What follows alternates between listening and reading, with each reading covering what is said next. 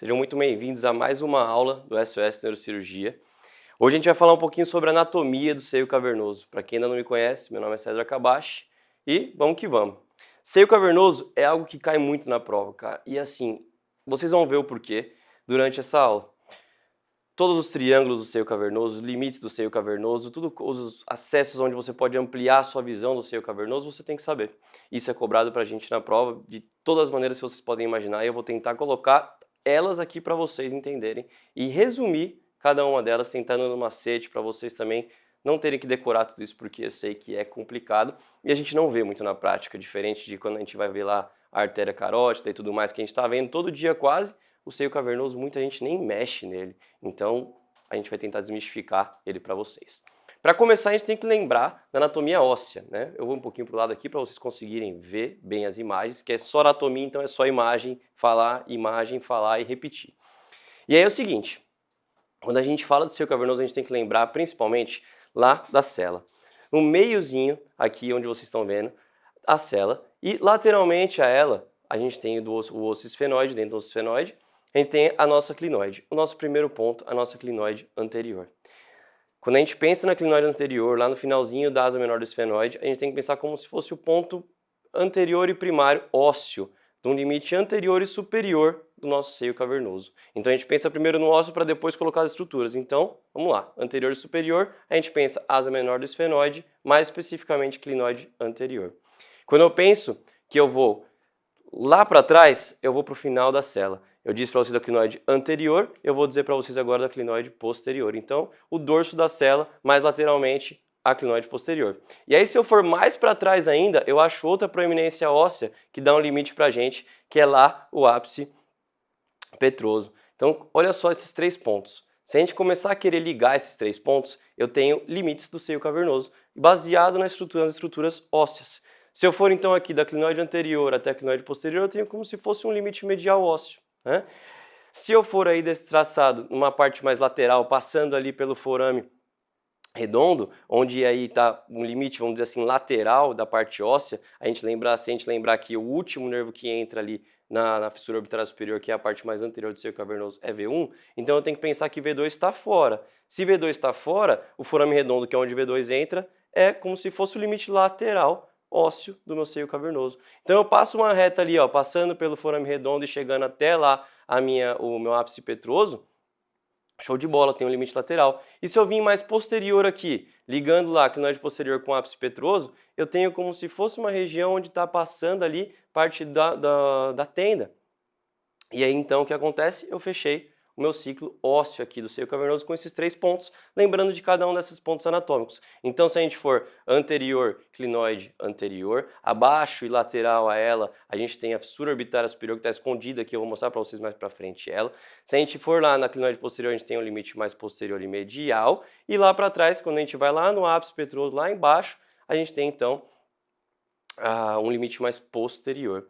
Show de bola! Né? Então a gente consegue delimitar nas partes ósseas do nosso seio cavernoso. Mas aí a gente tem que tirar um pouquinho o osso e colocar estruturas. Preciso colocar estruturas, preciso colocar nervos, preciso colocar dura mater. E aí quando eu coloco isso, eu primeiro tenho que pensar em uma coisa, o óculo motor. Ele vai ser o nosso primeiro guia. Quando eu estou falando sobre o óculo motor, eu vou falar então sobre, começar a falar sobre os trígonos do seio cavernoso. E quando eu estou nessa imagem aqui, a gente está olhando para o teto, vamos dizer assim, do seio cavernoso, na parte superior. Depois a gente vai para a parte lateral. Quando eu olho para o teto, o primeiro trígono que eu vou ver é o óculo motor. O óculo motor está bem aqui para a gente, bem demonstradinho, entrando no teto do seio cavernoso. Percebam que quando a gente tinha aquelas estruturas ósseas do último slide, eu dei para você três pontos. Clinoide anterior, clinoide posterior e ápice petroso. Eu vou colocar de novo esses três pontos aqui para vocês. Clinoide anterior, clinoide posterior e o ápice petroso lá embaixo, tá? Vou botar a setinha aqui que já está me limitando, né? O ápice petroso aqui embaixo. Show de bola, perfeito. Se a gente ligar esses três pontos, eu tenho três pregas. E essas três pregas vão formar para mim o trígono onde o óculo motor está entrando. Onde é então essas pregas? Quais são essas pregas? Vou desenhar para vocês do outro lado para ficar mais fácil. Uma prega entre as clinoides anterior e posterior, ou seja, uma prega interclinoideia. Uma prega que vai da clinoide anterior até a parte do ápice petroso, então uma prega petroclinoideia anterior, e uma prega na região mais posterior, que vai da clinoide posterior até o ápice petroso, então prega petroclinoideia posterior. Aqui eu formei o meu trígono do óculo motor. tá? Sempre importante aí a gente lembrar desse trígono, porque é exatamente a parte do teto onde o oculomotor entra no seio cavernoso, e é o que você vai ver na sua cirurgia, o oculomotor entrando ali, delimitado pela tenda, e você fala, pô, se eu for então para a lateral aqui, eu vou para onde? Eu vou entrar no seio cavernoso. Lembrando algumas coisas que são cobradas em prova, essas pregas ainda se continuam. Percebam que essa prega que a gente delimitou aqui, como uma prega pré-troclinoidea anterior que vai na clinoide, ela se continua e vai formar aqui, ó, o canal do nervo óptico, né? Então, o teto do canal do nervo óptico. Essa prega que fica no teto do canal do nervo óptico, no canal óptico, é chamado de ligamentos falciformes, também é cobrado em prova pra gente, quando você vai fazer a sua clinoidectomia anterior, seja lá o que você for fazer para abrir aqui o canal óptico, esse aqui, essa prega, ela no teto do canal óptico, ela é importante, ela tem um nome, chama ligamento falciforme, tá? Seguindo, a gente tem um próximo triângulo. E aí é um triângulo mais fácil de definir para vocês, por quê? É um triângulo que está em cima da clinoide. É um triângulo onde está a clinoide anterior, e se chama triângulo clinoideu. Pronto, fechou. Esse triângulo clinoideu está exatamente aqui, em cima da clinoide, e se a gente tira a clinoide, quando a gente faz a nossa clinoidectomia anterior, ele delimita exatamente os limites entre os anéis durais, proximal e distal, onde está contido, então, o segmento clinoideu da nossa artéria carótida interna, ou seja, o segmento que está abaixo da clinoide anterior. Perfeito. Segundo triângulo a gente viu, agora a gente passa então para ir para a parede lateral. É aqui que vocês têm que entender um pouquinho melhor, é aqui que fica um pouquinho mais difícil a nossa aula. Por quê? O que acontece? Quando a gente vai falar sobre o seio cavernoso, eu estava falando ainda sobre o teto ali. Quando a gente vai para a parede lateral, a gente tem que pensar que a gente tem como se fossem duas reflexões de dura mater, duas camadas de dura mater que se confundem na fossa média. E aí o que acontece? A gente tem uma camada na parede medial do seio cavernoso, que está lá em contato com o osso e tudo mais, que é uma camada só, e na parede lateral a gente tem duas camadas. Quando a gente fala que é o peeling da fossa média, a gente vai lá fazendo esse peeling, o que acontece? Você nada mais faz do que separar uma camada da outra, deixando uma camada que está ali encostada nos nervos e tudo mais, e puxando a outra camada mais, vamos dizer assim, mais lateral, mais distal dessa dura mater. Separando uma camada da outra, você faz o peeling da fossa média. Separando uma camada da outra, a gente tem essa visão aqui, onde a gente deixa só a camada mais profunda da dura mater, e então a gente entende onde está o nosso seio cavernoso. Eu falei para vocês de limites ósseos, vamos colocar estruturas aqui então. Quais são as estruturas e quais são os limites do seio cavernoso que pode ser cobrado para mim em prova? Ok, vamos lá. Olha o oculomotor, primeiro nervo que a gente sempre tem que olhar quando eu falo em seio cavernoso. Se eu vejo ele aqui entrando no teto do seio cavernoso, o que eu tenho aqui? Eu tenho aquela prega que eu falei para vocês, que nada mais é do que a prega petroclinoidea anterior, e ela nada mais é do que a borda da tenda. Ela se continua e vem aqui para um limite que é ósseo, a clinoide anterior. Então, o que eu tenho aqui? Eu tenho duas partes no teto, né, vamos dizer assim, na parte superior, no limite superior, nessa parte lateral do seio cavernoso. A clinoide anterior e a borda da tenda, ou a prega petroclinoidea anterior. Perfeito. E quando eu vou lá para anterior, no seio cavernoso, ó, eu vou aonde? Fissura orbitária superior. Fissura orbitária superior é o limite anterior do seio cavernoso, a parede anterior do seio cavernoso. Quando eu vou para uma região mais inferior, lembra que eu falei para vocês que o último nervo que entra na fissura orbitária superior é V1. Eu tenho entrando lá, terceiro, quarto, sexto, V1. O último nervo é V1, se tiver então V2 lá embaixo, já não está mais no seio cavernoso, já não está mais nesse amarelinho que eu pintei para vocês aqui do seio cavernoso. Então, o que acontece? Quando eu falo que V2 está no limite inferior e anterior, e o cavo de Meckel em si, ou seja, ó, todo lá o cavo de Meckel do nervo trigêmeo, também está na parede, aí nesse limite inferior do seio cavernoso. E lá para posterior, o que limita posteriormente o seio cavernoso? Olha aqui, ó, olha que legal.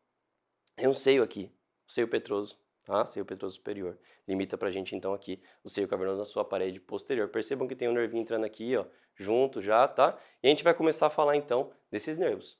Eu falei para você então que a fissura orbital superior era o limite anterior. Então percebam aqui, ó, tirei aquela parte mais profunda da dura mater, agora estou vendo direitinho os nervos e percebam todos os nervos entrando aqui. Eu vejo o terceiro nervo entrando, né? Eu vejo o quarto nervo embaixo entrando, eu vejo o V1 entrando. Ah, mas eu não estou vendo aqui o sexto. Beleza, ele está escondido, eu vou mostrar para vocês aonde daqui a pouco, fica calmo. E aí é o seguinte, vamos falar um pouquinho sobre cada um deles, né? A gente já disse os limites, a gente já viu os nervos e a gente vai então começar. Primeiro, oculomotor. É o primeirinho lá em cima que entra no teto e corre lá embaixo da clinoide até entrar na fissura orbital superior. Segundo, nervo troclear, logo abaixo do terceiro. Terceiro, V1 oftalmico, tá? Então, 3, 4, 5, que é o trigêmeo, na verdade, ramo V1 oftálmico. V2, maxilar, né, entrando no forame redondo, e V3, mandibular, entrando lá no forame oval. Um nervinho que a gente tem que olhar, que ele não tem nada a ver com esses outros aqui, é esse nervo mais posterior aqui, ó, o petroso superficial maior, de ESPN. Você tem que lembrar porque ele vai ajudar a gente na delimitação dos triângulos do seio cavernoso. O que ele faz? Isso pode ser cobrado para vocês também em prova. O que ele faz? Ele está relacionado com lacrimejamento. Se você lesa esse nervo aqui, o paciente fica com o olho seco. E aí, faltou um, faltou o sexto. Faltou. Daqui a pouco eu mostro ele para vocês, ficar tranquilo, não se estressem com isso. E aí é o seguinte, percebam que existe uma ordem lógica aqui, para vocês decorarem isso tudo, e essa ordem lógica é muito simples. Esses nervos 1, 2, 3, 4, 5 não foi criado porque foi 1, 2, 3, 4, 5, como eles foram vendo, eles foram descrevendo. Percebam aqui, ó, 2, nervo óptico, 3, oculomotor, 4, troclear, 5, trigêmeo. Aí ele dividiu o trigêmeo em 3 partes, V1, V2, V3. Ah, eu não vi o sexto. Ele só foi ver o sexto depois, porque ele está para profundidade ali. Então, por isso que virou 6. Então, 1, 2, 3, 4, 5, 6. De cima para baixo, você conseguiu ver aqui cada um deles. Então, você sabe dizer qual que é cada um deles aqui, só olhando essa imagem. De cima para baixo, você vai pôr em ordem numérica. Tranquilo, né? Sem estresse. Mas aí, começa a complicar as coisas. Por quê? Ele quer saber os triângulos, quais são os limites, porque entre cada um desses nervos formam os triângulos, quais são os limites desses triângulos e o que tem dentro de cada um desses triângulos. E além disso, ele começa a querer cobrar da gente epônimos dos nomes de cada um desses triângulos. Então a gente pega uma imagem lateral aqui, ó. Olha quanta coisa eu vou conseguir mostrar para vocês em um slide. Primeiro a gente começa com o nosso primeiro triângulo lá no teto do seio cavernoso, na entrada do terceiro nervo lá no seio cavernoso, que é o triângulo do óculo motor. A gente já falou os limites para vocês no começo da aula. O segundo, que a gente também falou, no teto do seio cavernoso, seria o triângulo clinoideu. Ali acima, ali, na verdade, delimitando para a gente a nossa clinoide anterior. Quando a gente começa a adentrar a parede lateral do seio cavernoso e começa a ver essa região aqui dessa imagem, que a gente está entendendo aqui, saímos do teto, vamos para a parede lateral, a gente tem que pensar no nosso próximo nervo. Terceiro nervo, quarto nervo craniano, troclear. Então a gente vai ter dois triângulos aí. Um triângulo que fica acima do nervo troclear, é o triângulo supratroclear, e um triângulo que fica abaixo do nervo troclear, ou seja, entre o nervo troclear e V1. Um acima, o supratroclear, entre o nervo troclear e terceiro nervo craniano, supratroclear, e um abaixo, infratroclear, que fica entre o troclear e V1. Tá? Nosso primeiro epônimo aparece aqui no triângulo aí, infratroclear. Né? Percebam que ele está aqui em pink, porque é um triângulo de Parkinson, o seu primeiro epônimo, triângulo de Parkinson, triângulo infratroclear. Seguindo, a gente chega aqui, ó, no nosso quinto nervo craniano, já falando do segmento V1, limitando inferiormente aí o triângulo infratroclear, a gente vai para os triângulos que estão aí mais à frente, mais anteriores. Um triângulo que está entre V1 e V2, chamado de triângulo anteromedial, e um triângulo que está entre V2 e V3, chamado de triângulo anterolateral. Percebam que tudo que está aqui mais para profundidade, vamos dizer assim, ó, mais para entrando na nossa imagem é medial, e tudo que está para lá está mais para fora, está mais para lateral. Então, um entre V1 e V2 anteromedial e um anterolateral entre V2 e V3. Nosso segundo epônimo aparece aqui, que está em amarelo, e na verdade eu vou querer forçar um pouquinho para vocês aqui, porque não tem como não forçar, que não é o amarelo, é o amarelo, que é o triângulo de Moulin, chamado de triângulo anteromedial. A gente vai lá para trás do V3. Para trás do V3 a gente então vai para posterior. Para posterior a gente tem também um medial e um lateral. O que limita os dois? O nosso DSPN. Né? Ali embaixo, o nosso DSPN. Então, tudo que está lateral de DSPN seria um triângulo póstero-lateral. E aí ele está em green, verde, ou seja, triângulo de Glasscock. E o que está medial ao nosso triângulo, o nosso DSPN, seria um triângulo póstero-medial. Ele está em white. E aqui não tem jeito, é mais forçado do que o Moulin do amarelo. Aqui é o white, porque é Kawase, Kawase tem W, white tem W, então pronto, é isso. Então, triângulo de Kawase, onde é realizado a nossa petrosectomia anterior. Então, só para vocês lembrarem rapidinho, esses epônimos que a gente comentou, Pink, Parkinson, percebam aqui, triângulo infratroclear, amarelos ou amarelo, triângulo de Moulin, aqui nosso triângulo anteromedial entre V1 e V2, o green, lá embaixo, triângulo de Glasscock, triângulo póstero-lateral, e o White, Kawase, tem W, tá? Só lembra disso, tem W, é o White, Kawase, póstero-medial, onde é realizada a nossa petrosectomia anterior. Percebam que, então, fica um pouco mais fácil se a gente memorizar desse jeito, né? A gente vai seguindo uma sequência, seguindo uma ordem lógica, então a gente pensa, ó, óculo motor é um, clinoideu outro, os dois no teto, lá do seio cavernoso, tudo certo. Esses dois, mais facinho de gravar, são os primeiros que a gente comentou na aula. Os dois próximos, a gente então tem o troclear como um limite, né? Então percebam que está supratroclear e infratroclear. Perfeito. Quando a gente parte lá para a região do trigêmeo, tem triângulos anteriores, são dois que são anteriores e dois que são posteriores. Os anteriores, entre V1 e V2, anteromedial, entre V2 e V3, anterolateral. E os posteriores, de SPN limita a eles, tudo que é lateral de SPN póstero-lateral e tudo que é medial ao de SPN póstero-medial. Todos esses atrás, posteriores ao V3. Perfeito. Ficou muito tranquilo isso. Eles querem saber um pouco mais. Por exemplo, o nervo está escondido aqui, ó, o sexto nervo. O abducente que eu não mostrei para vocês até agora. E aí o que eles cobram em prova? Eles vão lá, abrem, por exemplo, esse triângulo aqui de cima, aqui, o infratroclear, e perguntam para você, por onde que eu estou abrindo esse triângulo? Por onde que eu estou vendo o nervo abducente aí no caso? Eu estou abrindo qual triângulo? É o supratroclear? É o infratroclear? É o de Parkinson? E aí que eles brincam com você aqui. Infratroclear, Parkinson, geralmente é por onde você consegue ver o nervo abducente. Outra coisa que eles brincam bastante é saber essa região aqui, ó, canal de Dorello. E o teto do canal de Dorello tem um nome também, é o ligamento petroesfenoidal ou ligamento de Gruber. Também é cobrado para vocês em prova o nome desses epônimos, né? E aí a gente está quase terminando, né? Porque eu já falei o nome, eu já falei quais são os triângulos, já falei onde estão os triângulos, porém, a gente tem que então pensar da seguinte maneira. Quais são os conteúdos de cada um desses triângulos? Né? O que tem em cada um desses triângulos? Sim, isso vai ser cobrado para vocês. E aí eu faço o quê? Vou dar uma despelada no seio cavernoso, tirar tudo aqui para vocês conseguirem ver o que tem em cada um desses triângulos. Né? Então, olha só. Se eu for lá, então, no triângulo quinoideu, tem aqui que tem no triângulo quinoideu? Carótida clinoideia. Se eu for lá no triângulo do óculo motor, o que vai ter no triângulo do óculo motor? A gente vai ter, então, o terceiro nervo, logicamente, e parte da carótida também aí, já descendo para a carótida cavernosa. Desculpe.